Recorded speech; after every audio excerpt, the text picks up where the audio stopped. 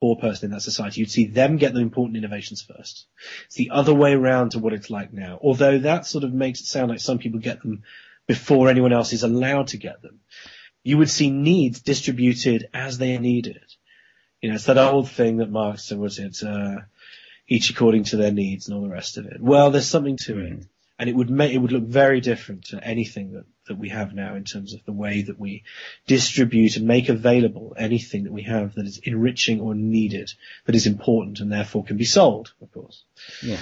So, you know, you would have this kind of strange, it would probably be quite a strange society for us to live in, where people build into the society ways of looking after you that seem like, for example, scanning people upon entering a city to check them for any diseases, so that you know if while they're there you have to tend to any particular thing, like, for example, this guy has a history of a bad heart, right?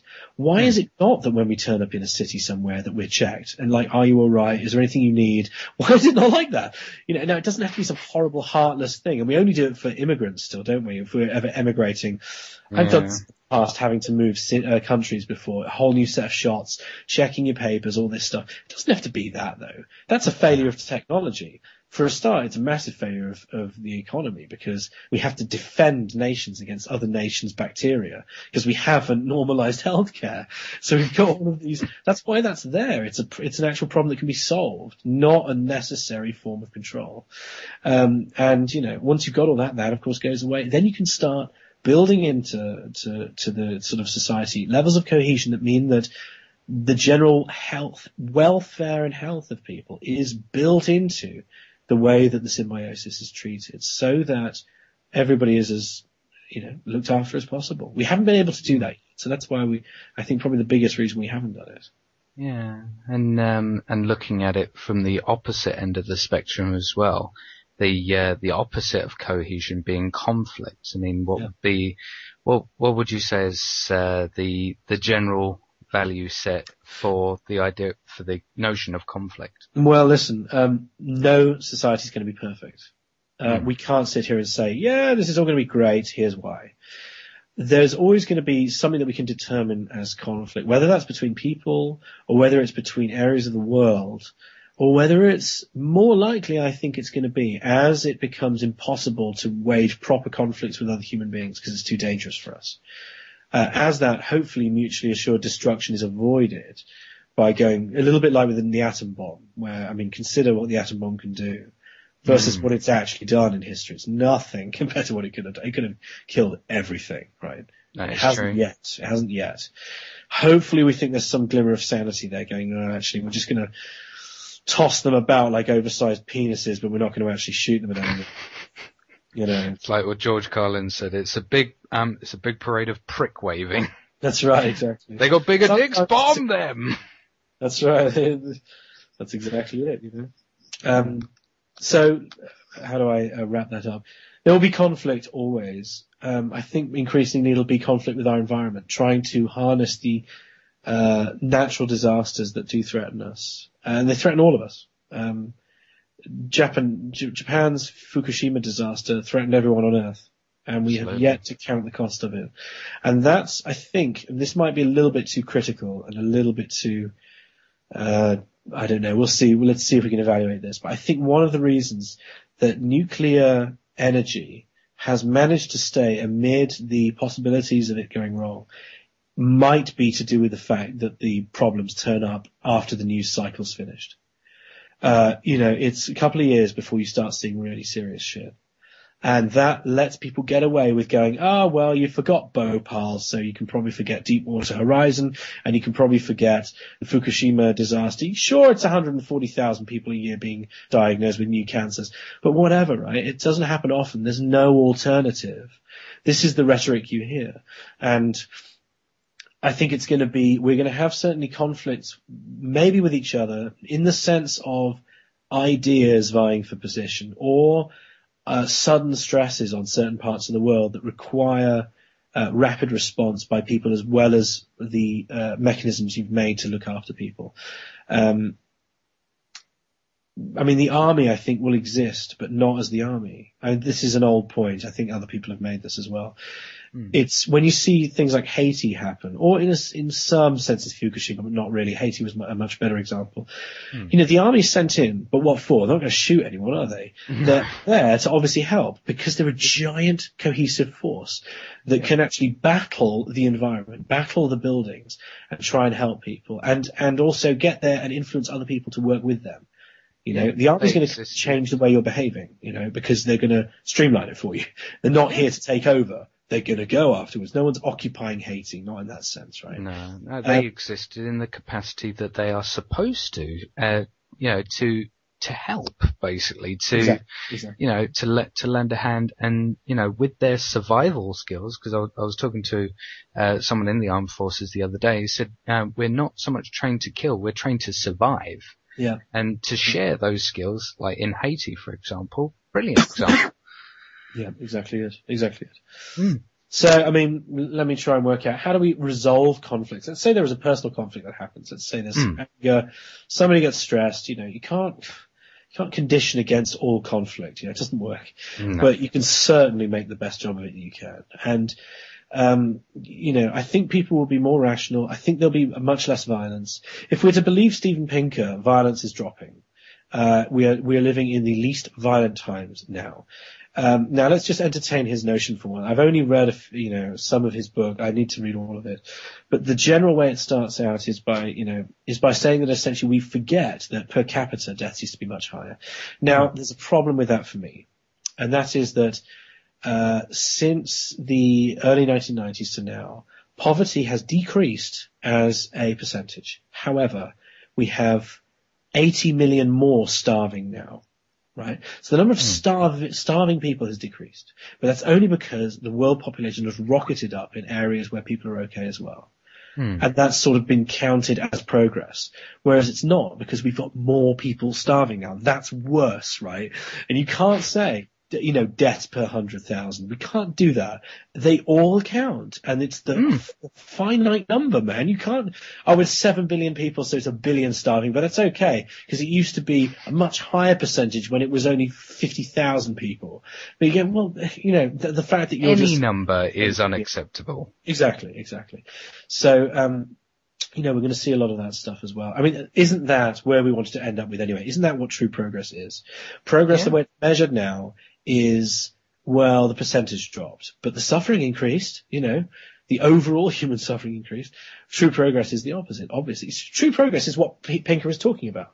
He might be right. Say he is. If we are dropping in violence, we have to follow the real trends. The real trends seem to be that people are starting to work together for something other than money, and that people are starting to talk about something other than money.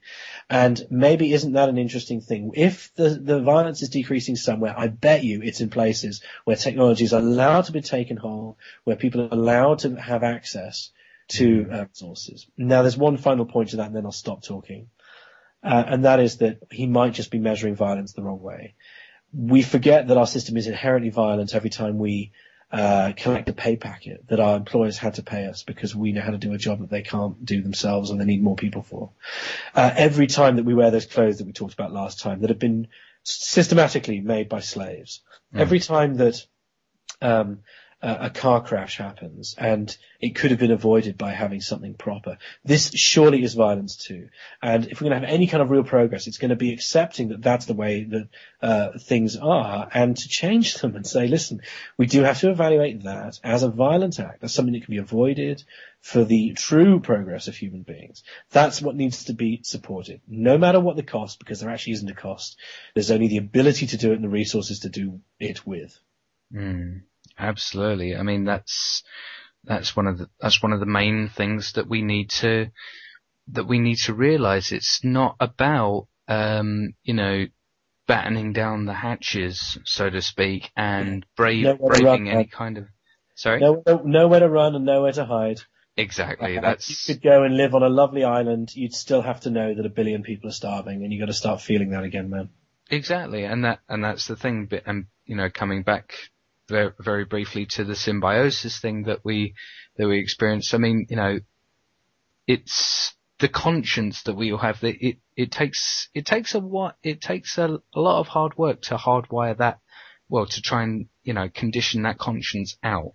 And by that point, if you've managed to exact your conscience out of your brain, then there's you're beyond the pale by that point. So it's the progress towards a better society for all that should be our goal at all times. I mean, that's one of the things that I say quite often to people, is that that we do need to care.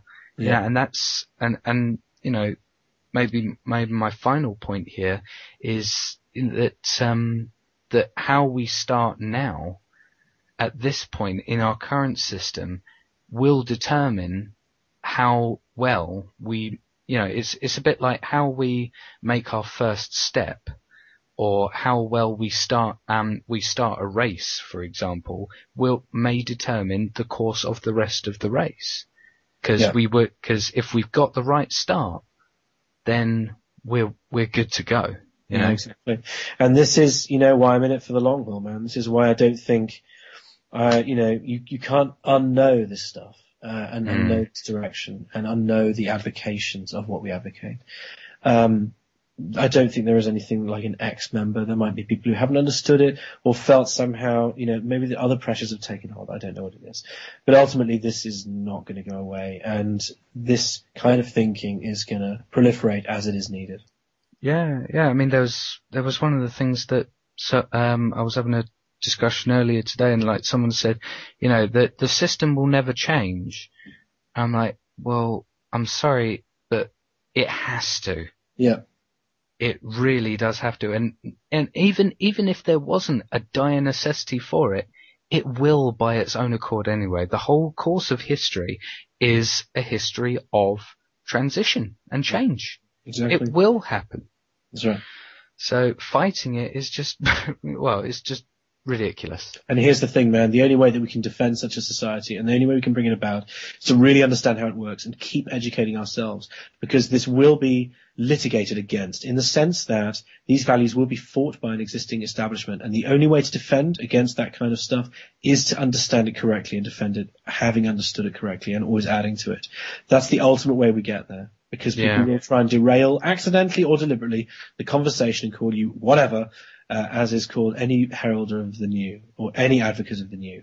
You have to know your stuff, and know, that includes knowing the stuff that you don't advocate as well, and keep building on that. That's the way it'll win. That's the way we get there.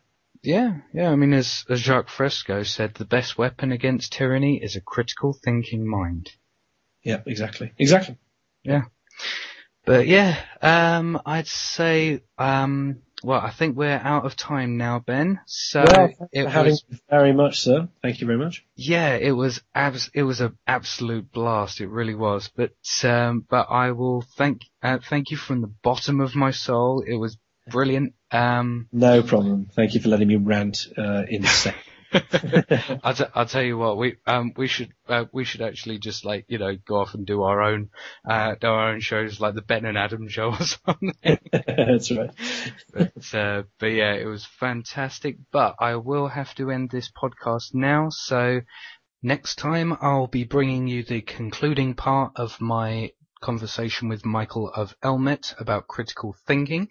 From me, it is a very goodbye, and have a wonderful life, everyone. Have a good time. Thank you for listening.